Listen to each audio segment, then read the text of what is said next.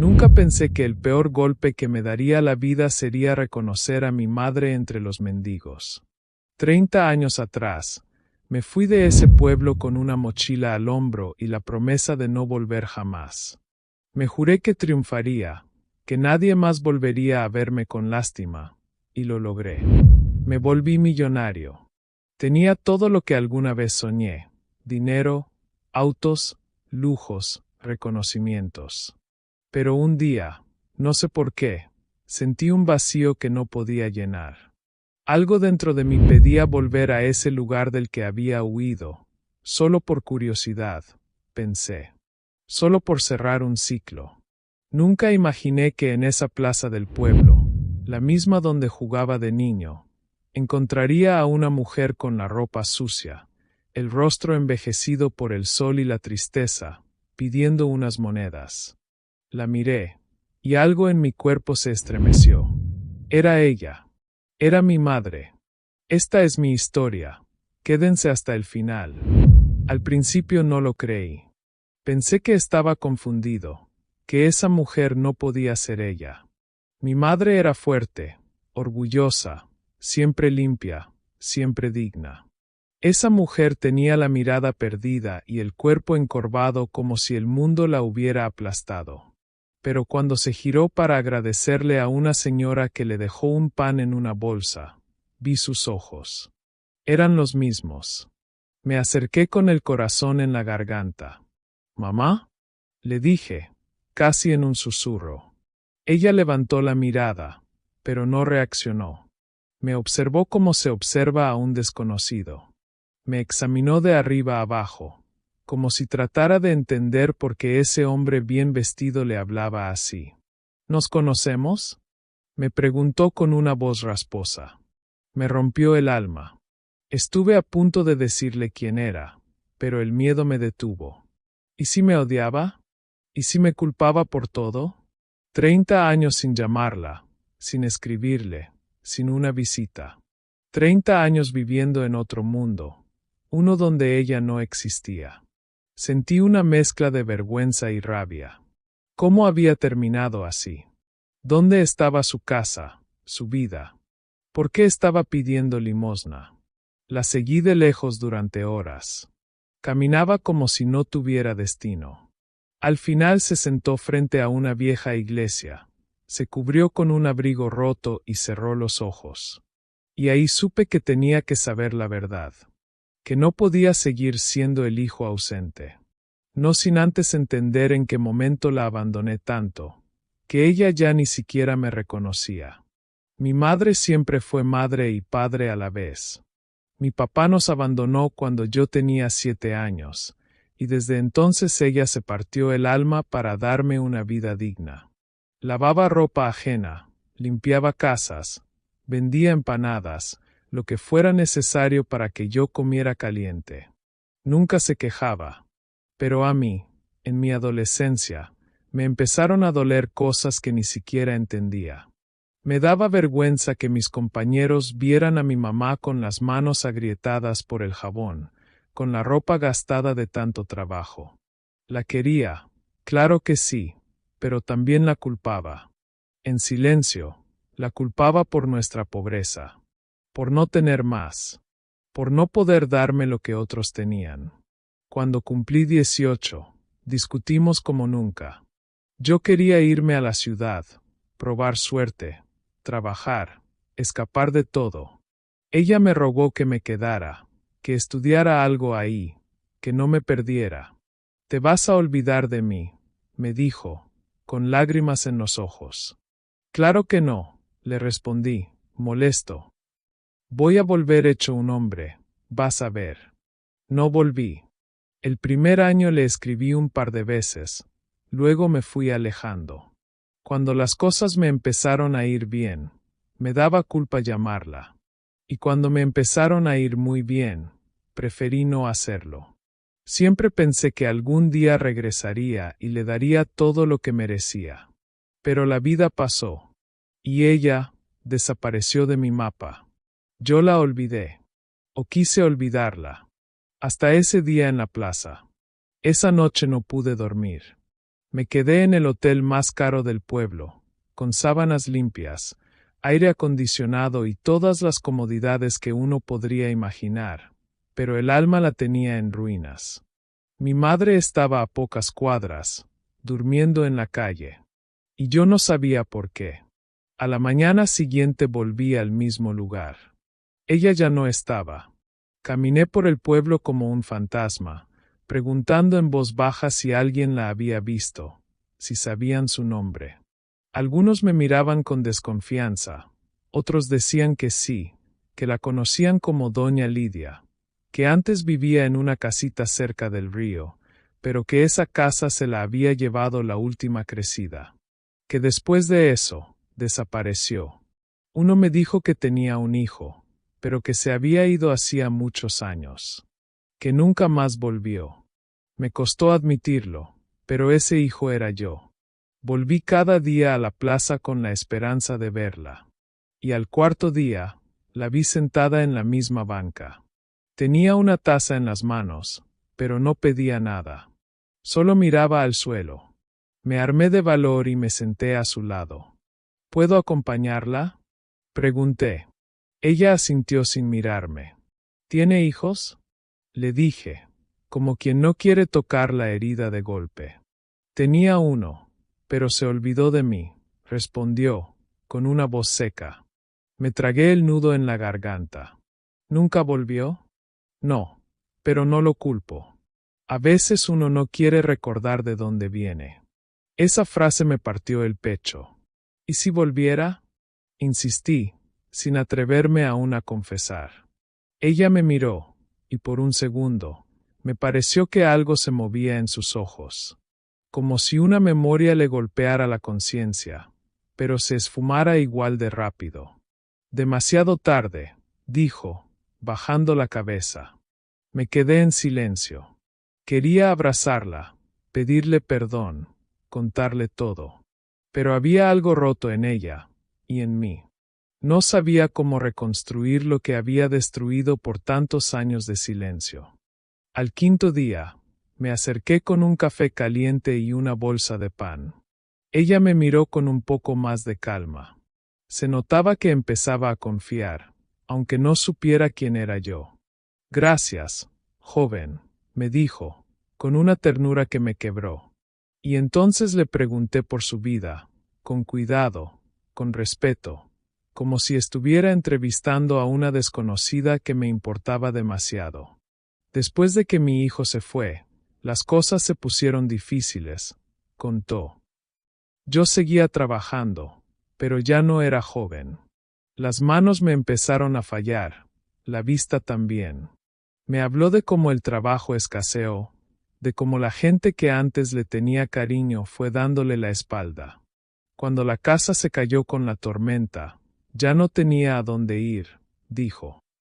Pensé que él volvería, que vendría a buscarme. Hizo una pausa, como si dudara en contar lo siguiente. Pero un día escuché que estaba en la televisión, que tenía empresas, que era millonario. Una señora me mostró una foto. Era él. Mi corazón se detuvo. ¿Y qué sintió?, le pregunté. Orgullo, y luego vergüenza, respondió, mirando al suelo. Pensé que yo no encajaba en su mundo, que si me veía, se avergonzaría. Me habló de cómo intentó buscarme, pero nunca tuvo los medios. Nadie quiso ayudarla. Y cuando ya no pudo más, se resignó a vivir con lo poco que le quedaba. Nunca me faltó el pan, dijo, pero me faltó él. En ese momento no aguanté más. Saqué una foto mía, de cuando era joven, y se la mostré. Mamá, soy yo. La reacción fue devastadora. Me miró durante largos segundos, temblando. Luego, su rostro se transformó en una mezcla de sorpresa, tristeza y algo parecido al dolor más profundo. ¿Por qué tardaste tanto?, susurró. Y rompió en llanto. Yo también. Nos abrazamos en medio de la plaza, sin importar que la gente nos mirara. Pero ese fue solo el comienzo. Porque aunque me había perdonado, su cuerpo no estaba bien. Y yo, con todo el dinero del mundo, tal vez había llegado demasiado tarde. Después de ese reencuentro, todo cambió. Al menos para mí. Me la llevé al hotel, le compré ropa limpia, pedí que le prepararan su comida favorita. Pero apenas comió. Su cuerpo estaba cansado. La llevé al médico, y ahí vinieron las primeras noticias duras. Mi madre tenía desnutrición crónica, una anemia severa y signos de daño en los riñones. Años sin chequeos, sin cuidados, sin nadie que la mirara como alguien valiosa. Su cuerpo está resistiendo por puro instinto, me dijo el doctor. Pero necesita atención urgente y constante. Me sentí un inútil. Yo, con todos mis lujos, no había estado cuando más me necesitaba. Y ella, aunque trataba de sonreír, se notaba incómoda en ese mundo que yo había construido sin ella. Intenté llevarla a mi casa en la ciudad, un lugar enorme, moderno, lleno de gente que la miraba raro. Ella no se acostumbraba. No necesito tanto, hijo, me decía. Solo quiero estar contigo. Pero yo no sabía cómo estar con ella. Me sentía culpable, torpe, fuera de lugar. Al principio contraté enfermeras, terapeutas, incluso psicólogos. Quería curarla rápido. Reparar todo con acciones. Pero ella no necesitaba enfermeras. Me necesitaba a mí. Y eso fue lo más difícil. Porque yo no sabía cómo ser hijo otra vez. Había construido mi vida sobre la idea de que estaba solo, de que no necesitaba a nadie. Y de pronto ella estaba ahí, mirándome con ternura, sin reproches, sin reclamos, como si nada hubiera pasado. Eso me dolía más que si me hubiera gritado. Cada noche me sentaba a su lado, le daba su medicina, le hablaba de mis negocios, de mis viajes. Pero ella solo quería saber de mí, de verdad. De cómo me sentía, de si era feliz. Y me di cuenta de que, a pesar de todo lo que tenía, no lo era. Porque había vivido con una ausencia tan grande, que ni el dinero la había podido tapar. Una noche cualquiera, mientras la ayudaba a ponerse su pijama, mi madre me tomó la mano con fuerza. Hijo, si yo me muero, no llores por mí, ¿sí? Ya me diste el regalo más grande. Volviste. Ese si yo me muero me partió en dos. Me levanté, fui al baño y me derrumbé. No pude más. Me miré al espejo y no reconocí al hombre que tenía delante. Lloré como un niño. No por lo que ella decía, sino por todo lo que no hice. Por los cumpleaños olvidados, por las navidades en silencio, por los años en los que ni siquiera pensé si estaba viva. Me sentí un fraude. Tenía empresas, reconocimientos, premios, y no había sido capaz de cuidar a la única persona que me amó sin condiciones. Me sentí el peor hijo del mundo. Volví a su habitación, me arrodillé a su lado y llorando le pedí perdón. Perdón, mamá. Por todo. Por haber desaparecido, por no escribirte, por pensar que el dinero lo era todo. Ella me acarició la cabeza como cuando era niño. Ya te perdoné desde el primer día que te fuiste, dijo. Lo que no podía hacer era dejar de esperarte. Esa noche dormí en el suelo, a su lado. No podía alejarme ni un segundo. Y al amanecer supe que tenía que hacer algo más. No bastaba con darle un techo. Tenía que devolverle su dignidad. Pero sobre todo, tenía que convertirme en el hijo que ella merecía. Aunque fuera tarde. Aunque me costara. A partir de ese día, dejé de actuar como un benefactor y empecé a comportarme como un hijo. Vendí la casa lujosa que tenía en la ciudad. También algunos autos. Me di cuenta de que estaba rodeado de cosas, pero vacío de vínculos. Compré una casita sencilla, luminosa, con jardín y árboles frutales. A mi madre le gustaba mirar los pájaros desde la ventana. Le decoré su cuarto con sus colores favoritos, colgué fotos nuestras, las pocas que tenía de niño, y la llené de flores frescas todos los días. Contraté una enfermera solo para que me ayudara con lo médico, pero todo lo demás lo hacía yo. Le cocinaba, la acompañaba, la escuchaba. Le leía en voz alta los cuentos que me contaba cuando era pequeño. Comenzamos a recuperar algo parecido a una rutina. Ella volvió a sonreír. Y aunque su salud era frágil, su ánimo era otro. Pero aún había algo que no me dejaba en paz. ¿Cómo era posible que nadie la ayudara durante todos esos años? ¿Qué pasó con los vecinos, los conocidos, los amigos? Volví al pueblo, al barrio donde crecí. Empecé a hablar con la gente, esta vez sin trajes, sin relojes caros. Solo yo. Algunos se acercaron con curiosidad, otros con incomodidad. Un vecino me contó que cuando mi madre perdió la casa, intentó pedir ayuda en la municipalidad, pero nadie le dio importancia. Que algunas señoras del barrio la trataron de loca, de abandonada, y que preferían no meterse. Escuché rumores de que alguien incluso se había aprovechado de ella, quedándose con la poca pensión que tenía. Eso me llenó de rabia. Ya no era solo culpa mía. Había una cadena de abandono, de indiferencia, que la había dejado sola. Y ahí supe que no bastaba con recuperarla yo. Tenía que hacer algo más grande.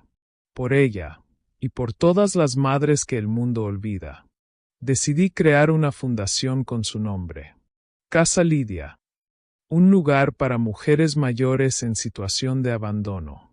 Un espacio cálido, digno, con atención médica, contención y compañía. Y lo más importante, un hogar. Mi madre no entendía del todo lo que estaba haciendo, pero cada vez que me veía llegar con una sonrisa, con historias nuevas, me decía, ahora sí te siento cerca. Y eso era todo lo que necesitaba. Porque, aunque no podía borrar el pasado, estaba construyendo un presente donde ella volviera a sentirse amada, vista, cuidada. Donde no fuera invisible nunca más. Aunque mi madre prefería no remover el pasado, yo no podía quedarme tranquilo sabiendo que hubo personas que se aprovecharon de su fragilidad. Con ayuda de un abogado amigo, inicié una investigación informal. Le pedí que revisara si había registros de la pensión que supuestamente le correspondía y qué había pasado con la propiedad donde vivíamos. Lo que descubrimos me dejó helado. Durante años, alguien había cobrado su pensión por ventanilla, falsificando su firma. Una mujer del pueblo, conocida por ayudar a los viejitos, se encargaba de retirar esos pagos. Era una exvecina nuestra.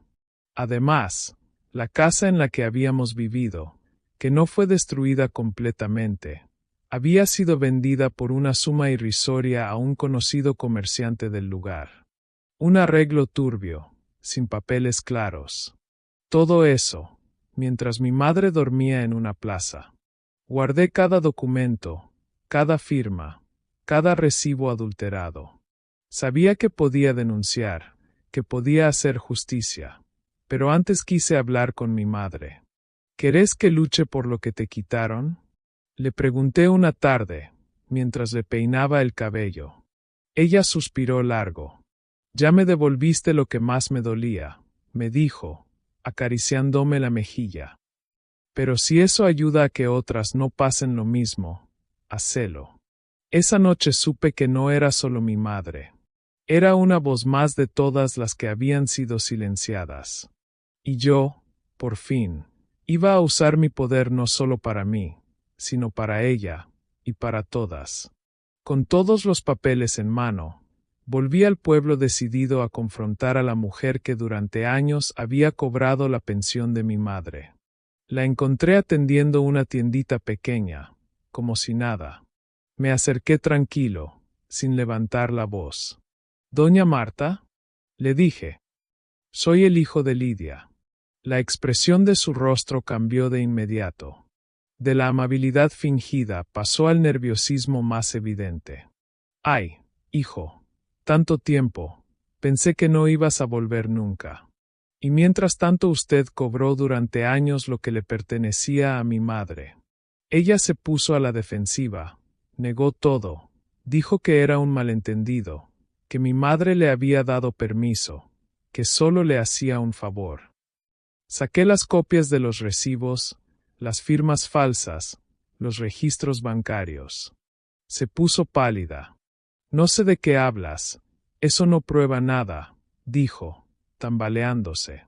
Quise contenerme. No era el lugar para armar escándalos, pero la rabia me invadía. No solo por el dinero, sino por los años robados, por la dignidad pisoteada.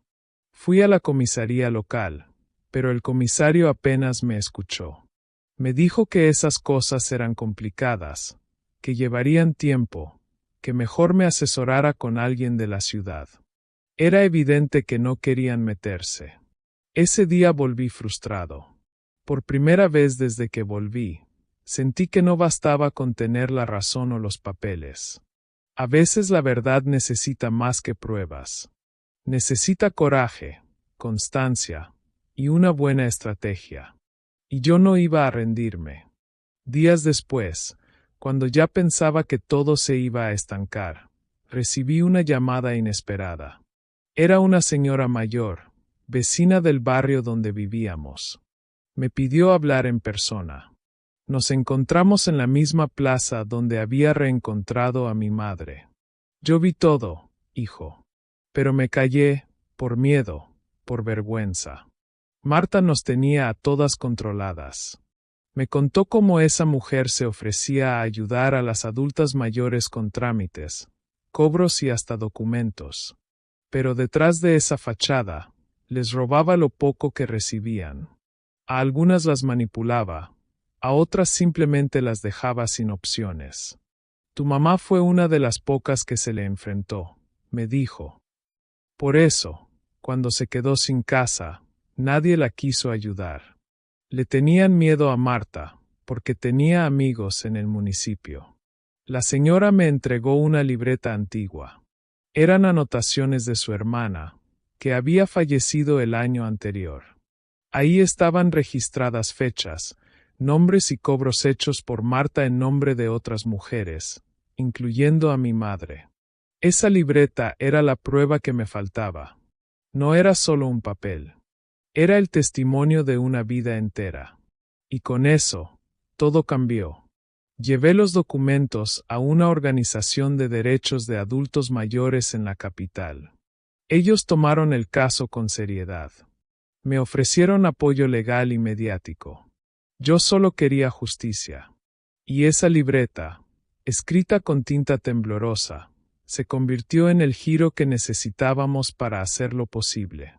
La audiencia fue breve, pero cargada de tensión. Yo no quería cámaras, pero la organización decidió hacerlo público para visibilizar los abusos. Marta llegó con su abogado, altiva como siempre. Se notaba segura, como si toda su vida hubiera sabido salirse con la suya. Pero esta vez no. Presentamos los documentos, los recibos firmados por ella, los testimonios de otras vecinas que, con valor, decidieron hablar. Y lo más importante, la libreta. Cada anotación era una cicatriz. Nombres de mujeres que ya no estaban, pero que durante años fueron silenciadas. Marta empezó a tambalearse. Su abogado pidió una suspensión, intentó desacreditar la evidencia, pero era inútil. Yo no hablé como empresario. Hablé como hijo. Conté la historia de mi madre, de cómo la reencontré en la calle, de cómo vivió sin saber que le estaban robando lo poco que le pertenecía. Vi lágrimas en los ojos del juez. Vi cabezas bajas entre el público. Y por primera vez, sentí que no estábamos solos. Cuando terminaron los alegatos, el juez no necesitó mucho tiempo. Dictó sentencia. Marta debía devolver el dinero sustraído, enfrentar cargos por fraude continuado y abuso a personas mayores. Fue detenida en el acto. Yo no aplaudí. Solo pensé en mi madre, que esa mañana no pudo venir porque estaba muy débil. Pero cuando llegué a casa y le conté, me tomó la mano con fuerza. Te dije que no lloraras por mí, pero si vas a llorar, que sea por todas las que no tuvieron un hijo que volviera. Ese día lloré. Lloré con ella. Lloré por mí. Pero también lloré de alivio. Porque por fin, después de tantos años, la justicia había llegado. Y no solo con castigo, sino con verdad. A los pocos meses, Casa Lidia abrió sus puertas. El lugar era modesto, pero lleno de calidez. Pintamos las paredes con colores suaves, colgamos fotos de mujeres mayores que nos donaron sus recuerdos, y llenamos el jardín de flores. Mi madre, aunque ya no tenía fuerzas para caminar mucho, iba cada semana en silla de ruedas. Saludaba a cada mujer, les hablaba como si fueran parte de su historia, y en el fondo, lo eran. Se volvió una especie de símbolo. Una madre que fue olvidada, pero no vencida. En el pueblo, algunos todavía murmuraban a mis espaldas. Ahora se hace el buen hijo, decían. Yo los escuchaba sin enojo. Tenían razón. Llegué tarde. Pero llegué. Y no solo por ella, sino por mí también. Porque en ese proceso de reconstruir su dignidad, encontré la mía.